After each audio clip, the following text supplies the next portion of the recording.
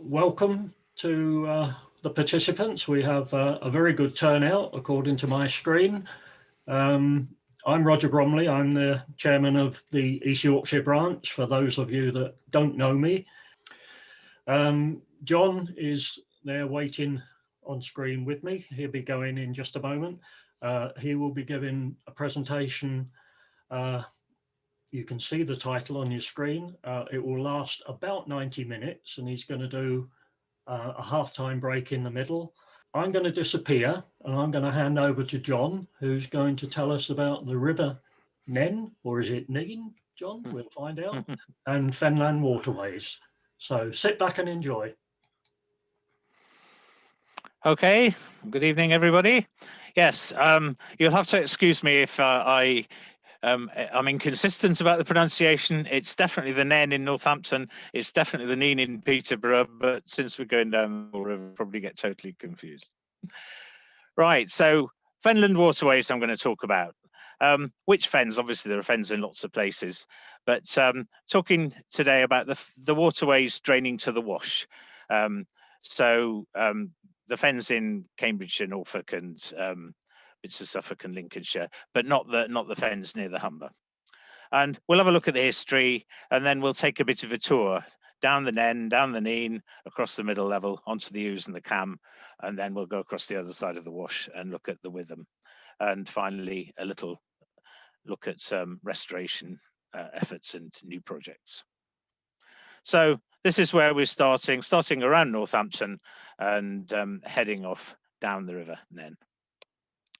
So the Nene had very many mills before it was ever made navigable.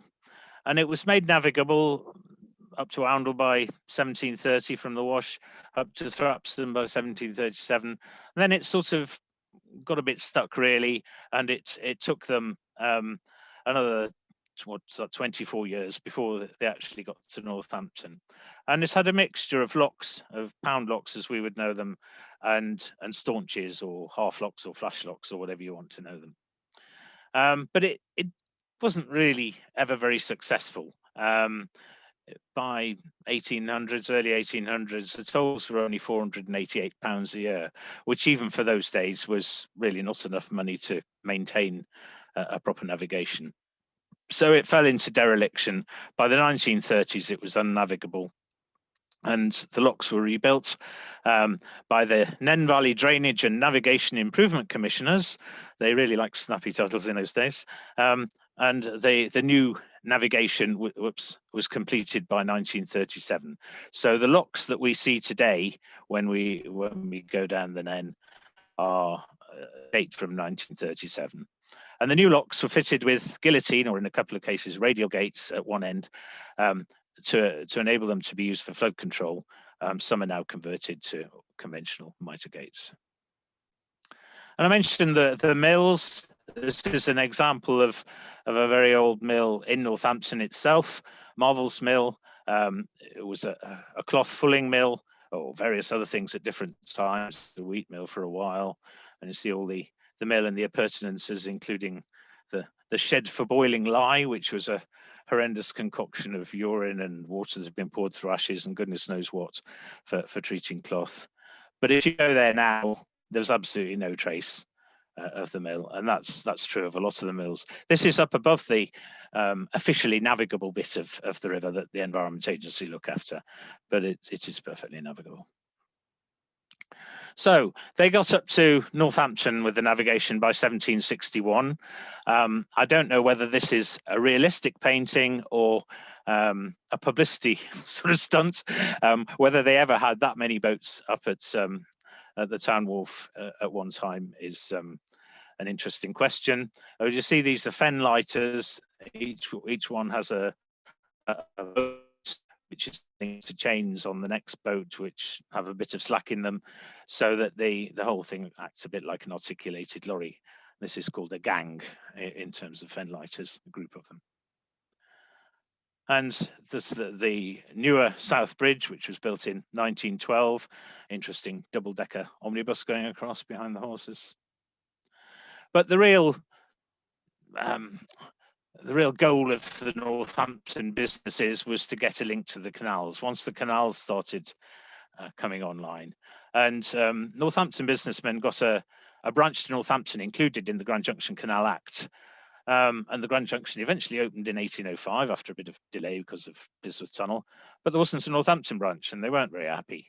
So they complained and complained, and they were given a second-hand tramway because there'd been a tramway over the top of the hill at Blisworth while they were building the tunnel. The other bits of the canal were all open and Blisworth was delaying it. So when they'd finished with that tramway, when the tunnel was finally open, the canal company said, oh, well, we'll lay it down to Northampton and that'll keep them quiet. But it didn't, and eventually they did get their canal branch in 1815. And from then on, most of the trade on the upper part of the River Nene was from the canal.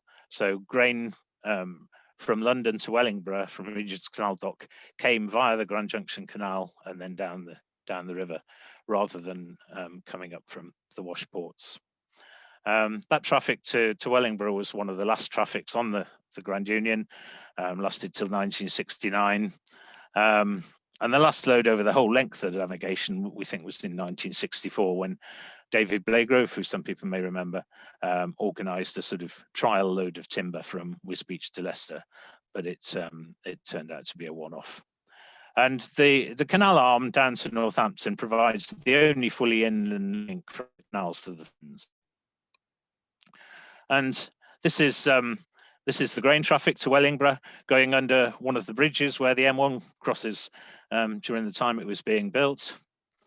And down in Northampton, you had the depot, the Black Shed, it was always called. Unfortunately, none of that's there anymore. There's all housing there now. The arm's very pretty, actually, and a few of these little lift bridges. This one, unfortunately, collapsed a while ago because the balance beams just rotted through, but the local branch is working with CRT to get it put back together. So the branch have agreed they'll buy the beams, CRT are going to pay for the crane, and the volunteers are going to put the metal work all back on the beams and so on. So we do have a pretty good working relationship with CRT. We've adopted, the local branch of IWA has adopted the arm and have task parties twice a month, and achieved quite a lot, I would think. This is at the bottom where the arm joins the river. That whole area there, the lock landing, was completely overgrown with brambles up to head height. The start of the weekend, and that's how it looked by the end of the weekend. We've also been working with CRT to get artwork down the branch.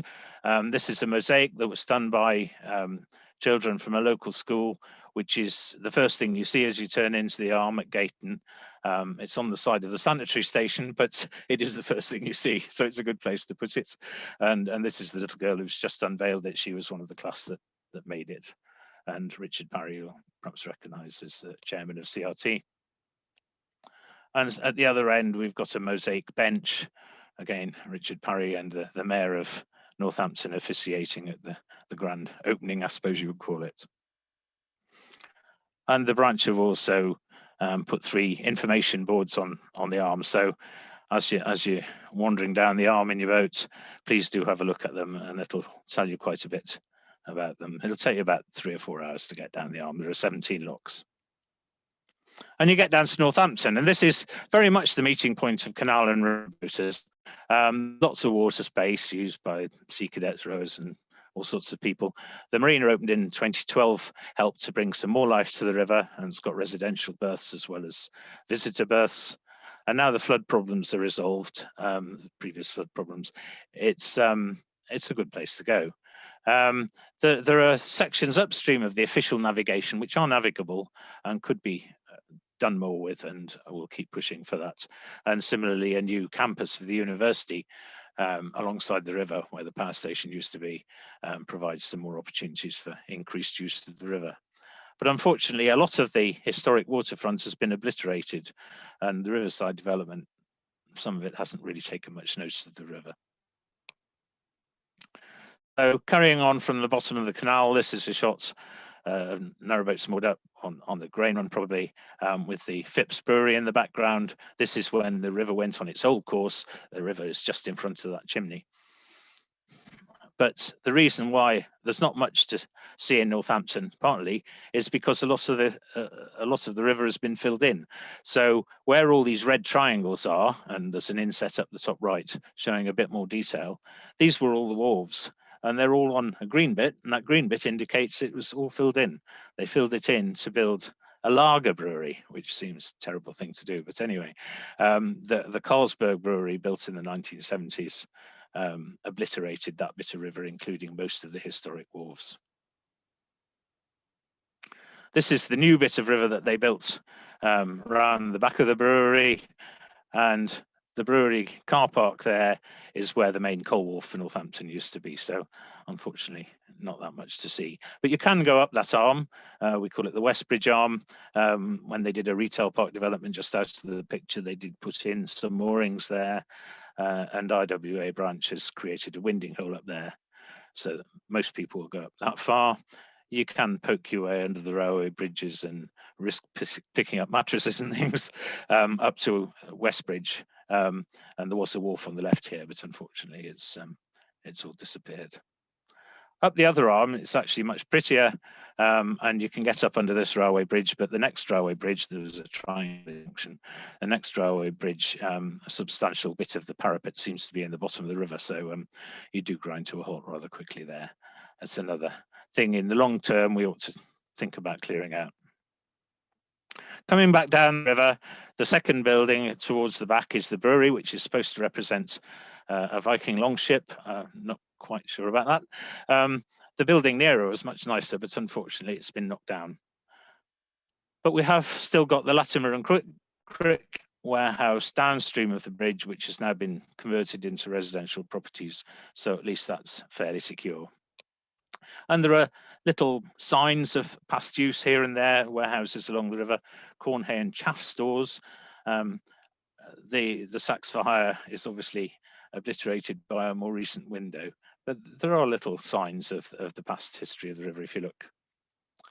And this picture, which we think, well, must be pre-1939, because in the background there's a Midland Railway train coming from St John's Station, which closed in 1939. This is the just along from the main Corporation Wharf, or the Cattle Market Wharf in Northampton. And that's what it looks like now.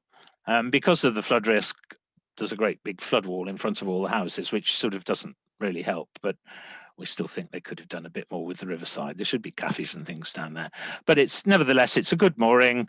You go through the gap in the houses, there's a Morrison's, so you can do your shopping really easily, and then set off on your way down the river. And this is during a branch boat rally. In the background, you'll see the boats in the marina there. And as you go down through the first lock, you can see on the left, there's the remaining abutment, the railway bridge over which that train was going in the earlier picture. Going down, you see there's Nunn Mills marked on there. Nunn Mills had wharves above and below the weir. Quite unusual, that. I don't know of anywhere else that happened. But the island in the middle eventually had a boating lake built on it, a sort of toy boating lake, and that was later excavated to form the marina. This is the downstream wharf at Nunn Mills and the marina. So if you need to leave your boat down there, this is a really good addition, because obviously being a river, you don't just want to leave your boat if you're going away for a couple of weeks, because the river does flood. But at least here you've got somewhere secure with floating moorings. And at the bottom here is the plan for the new university campus. And as I say, we're trying to persuade them to remember the river's there and actually do something with it. Why haven't they got a rowing club on the plan? You know, the rowing club's miles downstream, things like that. So we'll keep banging on about it. And I did have a look to see, when I found this derelict pub, the Pomfrets Arms, whether they were any relation. They're not. In fact, they died out in 1867. But fortunately, the pub has been restored now, and is a splendid place to go once this lockdown ends and we can go to pubs again. Carrying on down, this is one of the locks that had a radial gate that's been converted to conventional mitre gates. I think this might have been one of David Blakegrove's sort of trial runs. Further down, part of the solution to flooding in Northampton has been managed washlands, which obviously involve gates. And so at Western Favell, if there are flood conditions, the gate will be closed and the traffic light on the left will be red. So always a good idea if you're going down the river just to check, especially if if there's been any likelihood of flooding, been any rain and so on, to check with the Environment Agency's flood line and make sure everything is open. Another mill. There are lots of these historic mills down the river. This one's interesting in that it's got a steam engine on the left, and a lot of mills did this in order to boost production and mean they could keep up a higher level of production even during the summer when the river flows below. Once steam engines were available, they got a steam engine. Obviously, they used the river when they could because that was free, but if the flows were too low, then they had a backup. And this is down at Wellingborough, where, as I said, the grain traffic used to go to the flour mills until 1969. And these are some of the last boats there. Carrying on a bit further down, this is one of the standard 1937 locks, basically. They're all the same. They've all got the same size bollards in the same positions. They've all got chains hanging on the walls, which can be a bit of a pain. You just got to be careful you don't catch on those. And most of them still have a guillotine gate at the bottom end. The idea being that this can be used for flood control. The water weirs over the top gates so that they have a big gap between the balance beam and the planking, and they can raise the bottom gate to let flood water through. Most are electrified now. Oh, I forgot. So on that picture, you'll see the electric panel in the top. There, you just press the buttons and make the gate work. Some of them are still manual. They used to have crank handles on, but people used to overwind them. Then when the next person came along and unlocked the thing, it would spring back and injured people in nasty places. So the Environment Agency decided to replace them all by wheels, which are a bit more awkward, but they work. However, the flood said, we're not going to use those. So if you look at these wheels closely, you'll find there's a little group of 3 threaded holes at one place. And so the Environment Agency staff can screw on a handle and use it like they did before. And this is the remaining radial gate. This used to be an absolute nightmare before it was electrified because it always seemed to take about 1 million turns to wind it up. But it's, I mean, these radial gates are common enough, generally speaking, but they're reasonably unusual on locks in this country.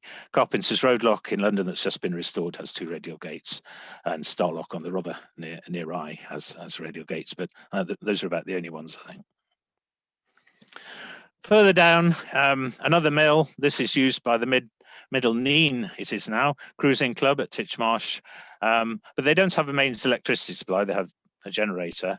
And so when the Environment Agency decided to electrify this lock, they put solar panels up on the top of the guillotine, which you can see there, and had a battery powered operation. Unfortunately, before they took the scaffolding away, someone went and nicked all the solar panels, so they've never been put back. Down the bottom end of the river, there were, as I say, most of the traffic on the top end came from the canal down as far as Wellingborough. Down the bottom end, there was traffic from Wansford and places like that down to Wisbeach and so on. In between, there was really precious little. But this is a gang of fen lighters, fairly heavily loaded with wood. Obviously, wood's a very low density cargo, so you really struggle to get the payload on that you want, and you end up with it heaped up as deck cargo. Carrying on down, Barnwell Mill Lock, the mill there has variously been different sorts of restaurants and things, not what the latest incarnation is. But from there you can walk into Oundle, which is definitely worth a visit if you're going down there. Lots and lots of buildings of sort of yellow Northamptonshire ironstone. Very pleasant little place, posh school, lots of art goes on. And further on down, we've got Fotheringay, which I think most people have probably heard of Fotheringay Castle, mainly because of the imprisonment of Mary Queen of Scots and beheading there. Well, the castle was up where that mound is at the back, and this is all that's left, really. They relocated this little bit of the keep in 1913, put a Ministry of Works fence around it, and it's been there ever since. So that's, I'm afraid, all there is to see of Fotheringay Castle. But the church is a different matter. The church is huge, and that's only half of it. The nave, which went off to the left of the picture, was bigger than the chancel as normal. So it was once a huge church and a major seat of monastic activity.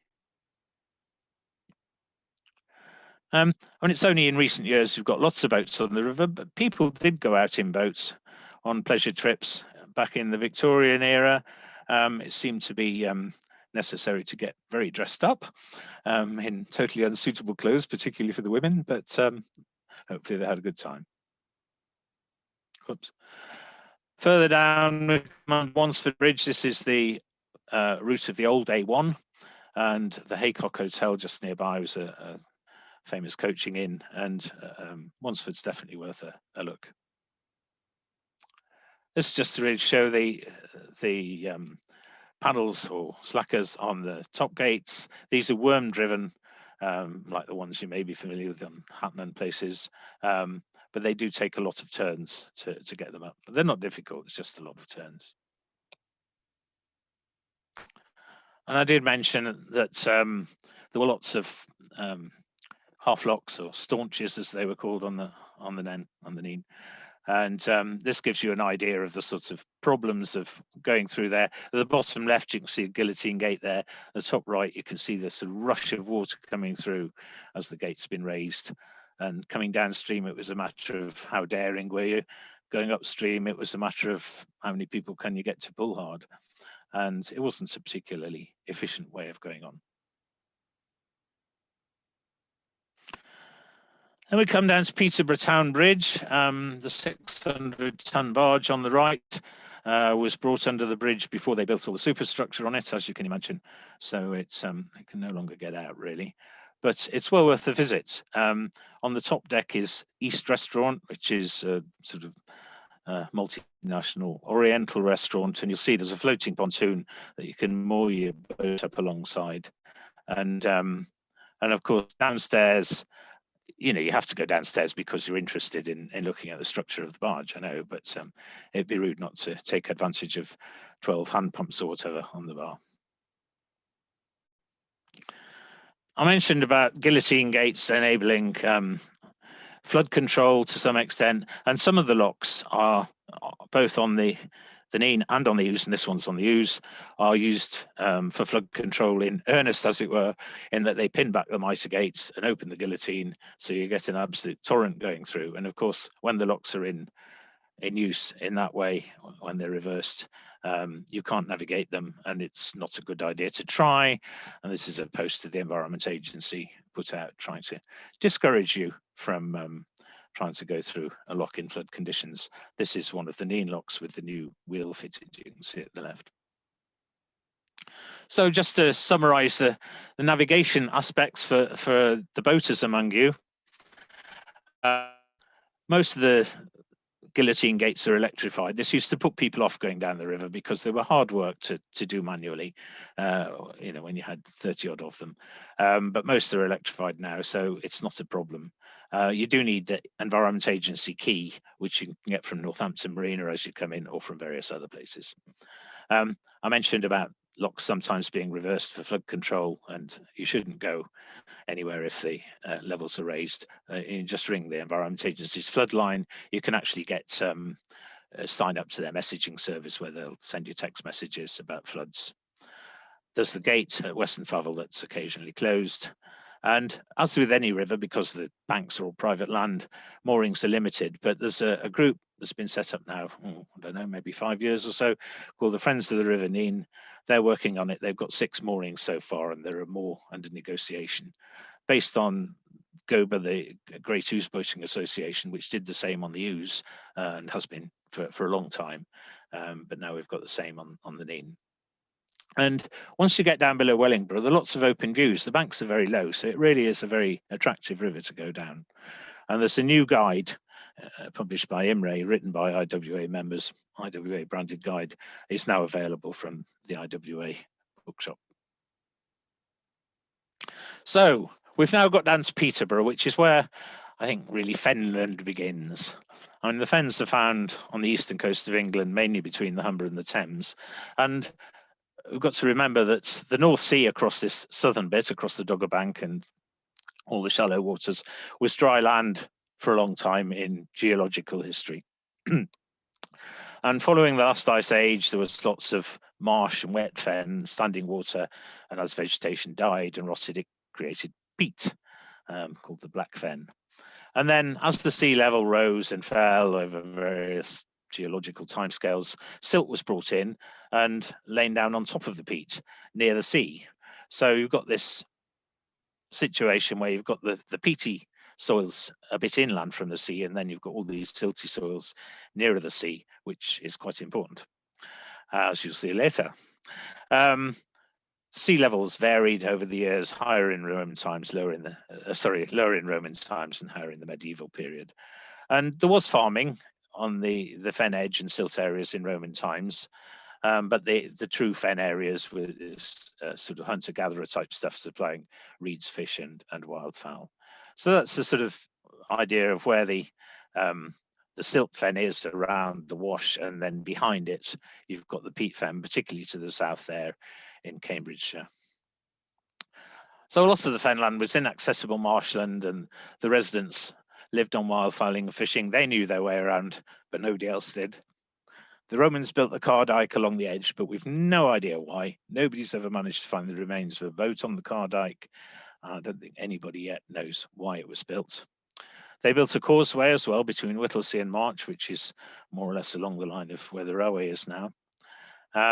And for some reason, the monks liked it down there, particularly, I suppose, places like Ely and so on that were genuinely on islands among the marshes.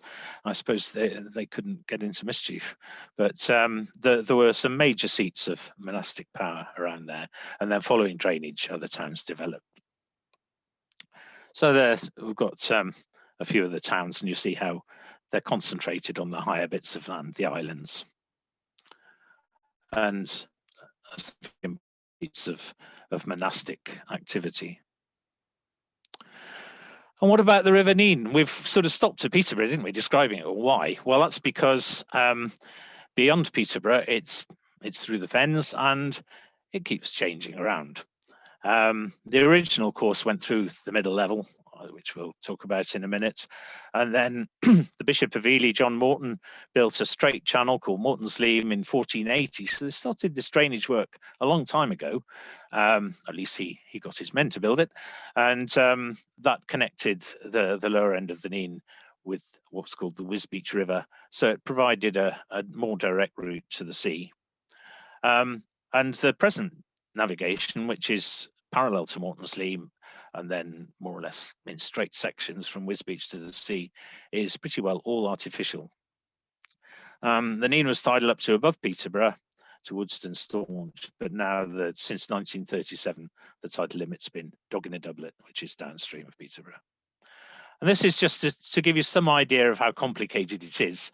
I don't know if you can see my mouse, but the Nene used to go eastwards through Whittlesea and March, and then back towards Wisbech, and the Ouse came and joined it near Upwell and Outwell, and then later on the Ouse was diverted. Earlier, actually, the Ouse was diverted to King's Lynn, and then the Nene was diverted over to Wisbech. So the whole thing is changed immensely over the years.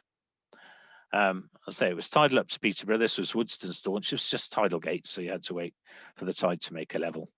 But now the tidal limit is this huge lock at Dog in a Doublet, which was built big to allow ships to get up to Peterborough, and small ships did used to come up there. You see, this is in the winter, in flood conditions, so both the gates are open. And the bit in present River Nene and Morton's Leam is called the Nene Washes.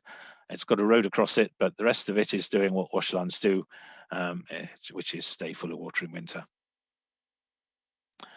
It used to be not brilliant going down with a small boat below Dog in a Doublet, because there wasn't really anywhere decent to stop. But now there's a good marina at Wisbech, so it's really fine, and there are safe moorings at Sutton Bridge as well. Wisbech It's been an important port since early Victorian times, as you can see from the scene there, and was a transshipment point between fen lighters. You see dozens of them loaded with wood, transferring the cargo overside into ships, three ships all lined up there. And Wisbech is still important. In fact, the number of ships coming to Wisbech has doubled over about the last 10 years. A number of ships per year, they're now getting 96 or something, I think, in the last year. And the interesting thing is the change in ships. This ship carries probably as much as all the three ships, or probably more than all the three ships that were on the previous photograph. And the Port of Wisbech has actually bought their own ships to run a regular service to Latvia to bring timber in. So they're quite enterprising. To get up to Wisbech, you have to go through Cross Keys Swing Bridge. And that was originally built as a railway and road bridge. So on the right, we see a train on what used to be the Midland and Great Northern Railway, affectionately locally known as the Muddle and Go Nowhere. And the road traffic went on the left. It's now road on both sides because the railway is closed, and it's now the A17. So it's still an important road crossing. Then we come down to Sutton Bridge, which will take somewhat bigger ships than Wisbech. And there's a swinging area there for the ships. But, you know, there has to be pretty careful, strong tidal currents there. And you just need to miss and get your bow on this near end of the thing, and you can get into awful trouble. Here, the pilot, who's also the harbour master from Fenland District Council, realised he got the bow had caught on the mud going into the hole, so said to the skipper, "We could be in trouble here. Helm hard over to port and full blast on the engines. Let's get off." And the skipper said, "No, can't do that. Might damage the propeller." And you know, a 5-minute delay was all it took. That there was no way they were going to get off, and he damaged a lot more than the propeller. So this is the Nene. Dogging a double at lock, book in advance. Once you get downstream of a place in the middle of nowhere called Bevis Hall, then it becomes Fenland District Council, that is the navigation authority, rather than the Environment Agency. But there are only a few places to stop, so you need to plan it. But these marina, the swing bridge, and the ports are all on the radio, so you can contact them as you go down. So that's the Nene going through the fens. What about the rest of the fens? Either side of the river and right over towards the Ouse was how I described it earlier. You know, wet fen with reeds and the odd island, but mostly it was just marsh with tracks through it that only the locals knew. But following John Morton in 1480 started the drainage, but there was a bit of a gap, and then somebody called Sir John Popham built Popham's, which is the oldest bit of the middle level. But the drainage started in earnest, in the middle of that century, led by the Duke of Bedford, the Earl of Bedford, and he brought in a Dutch engineer, Vermeulen, who you may have heard of in connection with the Dutch River in Yorkshire and so on. And he wrote a long treatise, a discourse touching the draining of the great fens, proposing 3 levels, one north of the Nene, one between the Nene and the Ouse, and one the other side of the Ouse. And they're known as the Bedford levels. So the middle level is one of the 3 Bedford levels. And they were funded by these venture capitalists called adventurers, who were paid in land. Now, of course, the locals didn't like this at all, because effectively the land was really theirs. It may have been owned by the Earl of Bedford in theory, but he didn't know how to get into the marshes and so on. And so this wasn't very popular. This is showing where this is the Nene from Peterborough, the north level to the north of it, middle level in between the 2 rivers, and then the south level. And by the late 1650s, much of the middle level had been drained, and intensive agriculture replaced the sort of seasonal grazing and fishing and wildfowling. And they drained the lake, lots of lakes called meres. They were drained as well, and the peat fen shrunk inland of the silt fen. The silt fen didn't shrink, but the peat fen did. So you had this problem with lower land inland of the coast. And the locals didn't like it. I mean, they weren't averse to sneaking out in the middle of the night and destroying drainage works that had been finished that day. And in fact, even Denver Sluice, which we'll talk about later, was destroyed when it was first built by the locals, because they saw their way of life being completely lost, which, well, they were quite right. So we've got the middle level drained by the 1650s, and then the south level over the other side of the to the southeast on this picture was drained by the end of the 17th century. And just to give you an idea, across the middle of this diagram is the old course of the River Nene, if you can see my mouse. And that's the only bit of natural river really that still exists in the middle level, the old River Nene. All the rest has changed. So where the river goes now, where the rivers go now, is where those blue lines are. And you can see it bears no relation whatsoever to what was there before. So we're talking about a completely artificial set of waterways. And there was they were used for navigation as well as drainage, and the fen lighters were the sort of the stock in trade. Here you see a typical situation of a gang of 2 lighters being towed by a horse. I think that was regarded as about the limit for a single horse. And of course, there's none of this people moaning these days because they can't get into the edge of the canal to moor. You didn't expect to be able to get into the edge of the canal, really. You just learned to be very good at handling a wheelbarrow on a plank. Then there was the Wisbech Canal, which went across from the old River Nene to the new River, built in 1797. This was filled by the tide twice a day through the gates at Wisbech, and then the gates were shut, and that water had to sort of last for the rest of the next 12 hours or so to provide the lockage water. And to start with, it worked okay. It was fairly busy. But then, even before the canal had closed, competition was in place. The Wisbech and Upwell tramway was built alongside the canal. And here you see a rather splendid picture of I think it's an LNER tram engine, but with its British Railways number and everything. And that lasted until 1966. And it was one of the few sort of roadside tramways that lasted anywhere near that long. And a lot of what we know about the middle level in the middle 18th century, we've got from diaries associated with Lord Orford taking a holiday. The Earl of Orford, he was the Lord of the Bedchamber to King George III, which sounds quite important. I have no idea what was involved, but he went for a holiday for 3 weeks on the fens. But he didn't just go and hire a boat. Keeping him in good order required 9 boats, along with a whole retinue of staff, servants and horses and everything else, so to make sure he was quite comfortable. And they went all around the middle level. If there were low bridges, which there are lots of them, they just dismantled them and then supposedly put them back again, on hopes they really did. And they spent a lot of time on Whittlesea Mere before it was drained, fishing and inviting friends to dine in racing boats and so on. But the journals do include, and several Lord Orford and several of his friends wrote journals, and so it's quite interesting.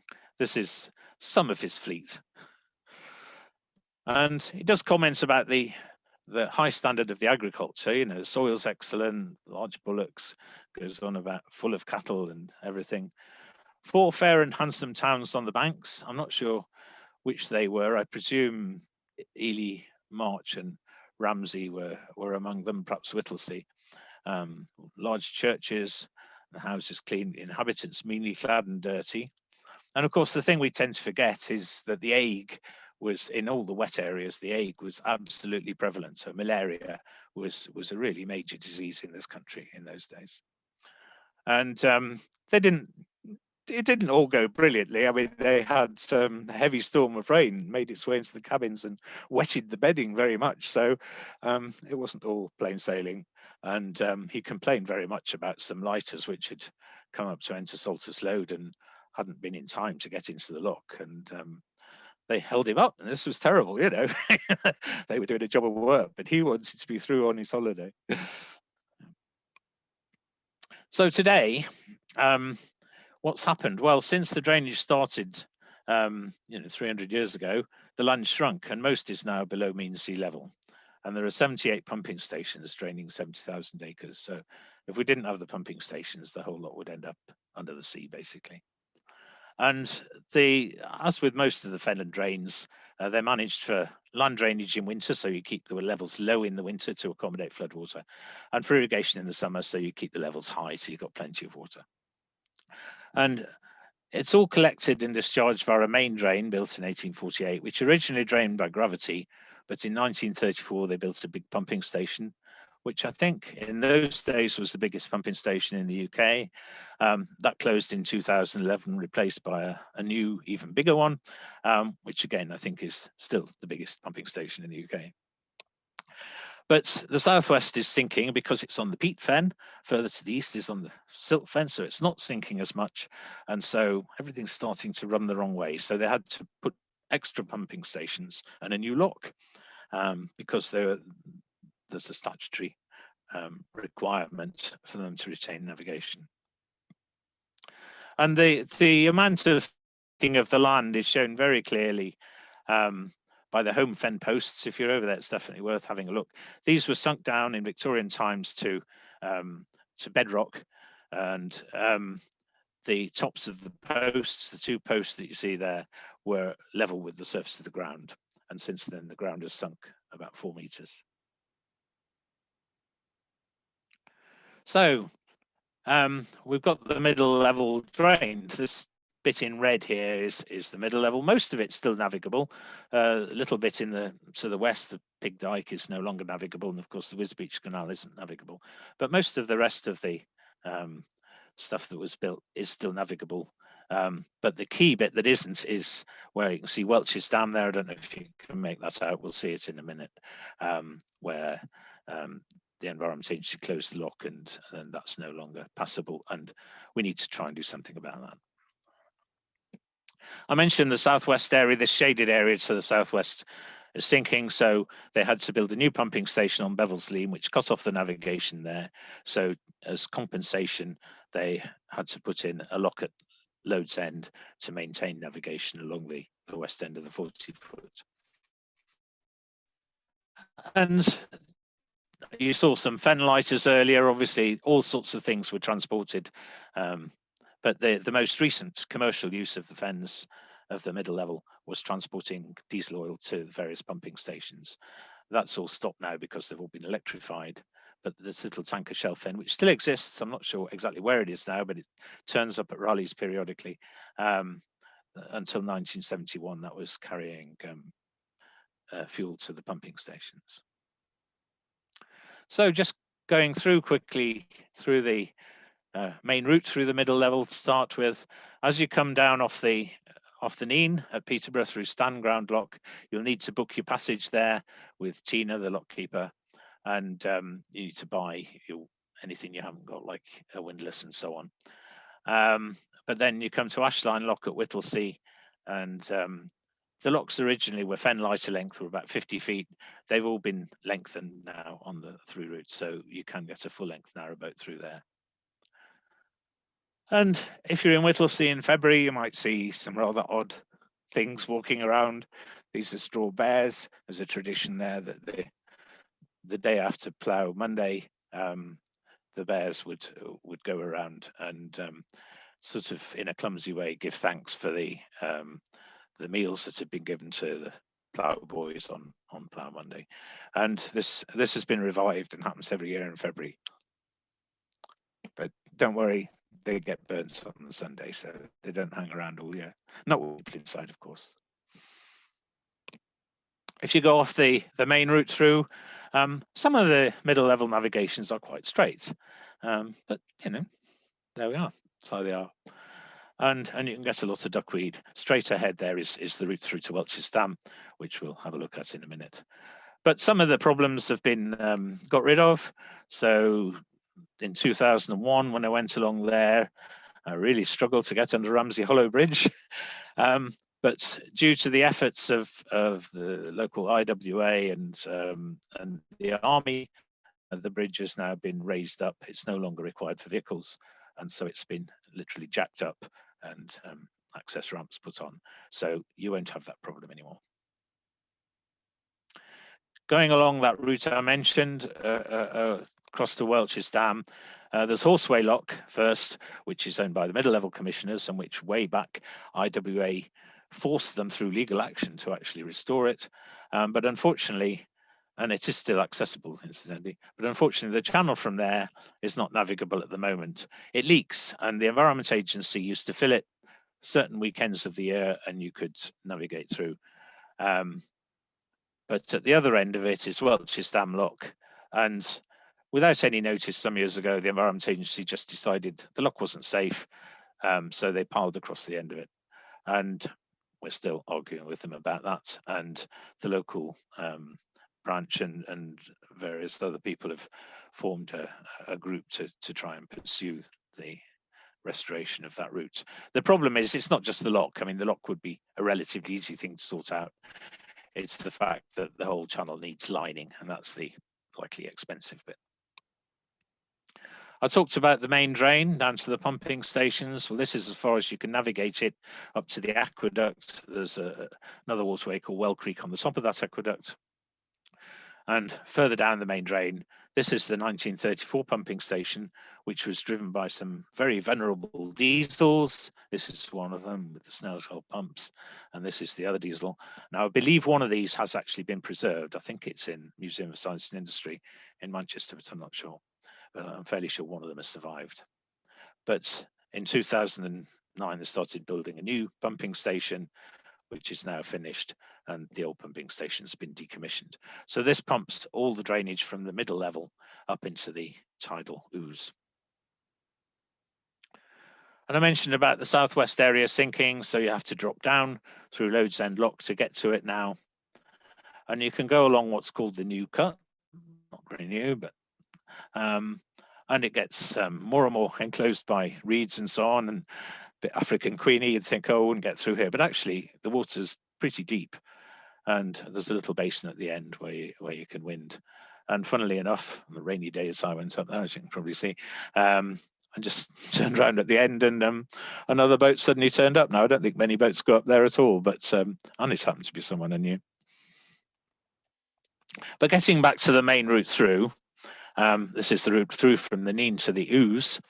On Well Creek is a key part to the route now, especially now Welch's Dam is closed. That was the only route through for many years, but then Well Creek was restored by IWA and various people in 1975. By 1975, and this is the main route through now. It's very, very much a Dutch sort of landscape through these villages where the waterway is like the main street. And you go over the aqueduct I just mentioned. That's Mullycourt Aqueduct and the big gate that you could see. And eventually you come to Saltersloot Lock, which takes you out onto the tidal Great Ouse. Now, you need to book here as well, the same as at Stand Ground. And because it's tidal, there are limits on time. So you need to talk to Paul, the lockkeeper, who's unbelievably helpful, Paul Grajewicz, and you tell him where you want to go and he'll advise you what time to come through. The lock will work in both directions, but they don't like really locking people down from the tidal waterway into the middle level because it brings salt water in. And the problem with the lock is you've got a guillotine gate and a bridge on the outlet. So if the tidal level's too high, you can't actually get out at high tide, which is perhaps when you would ideally like to get out if you're just going across to Denver, because there isn't enough headroom. And of course, you can't get out at low tide because there's no water. So you do need to talk to the lockkeeper and he'll tell you exactly when to go out.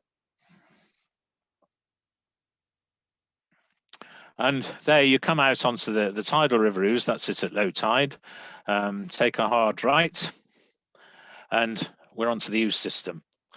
So just to recap on the middle level, you do need a special windlass. You need a particular key for the lock compounds and the facilities, and you can get those from the staff locks or from middle levels offices or from the two marinas.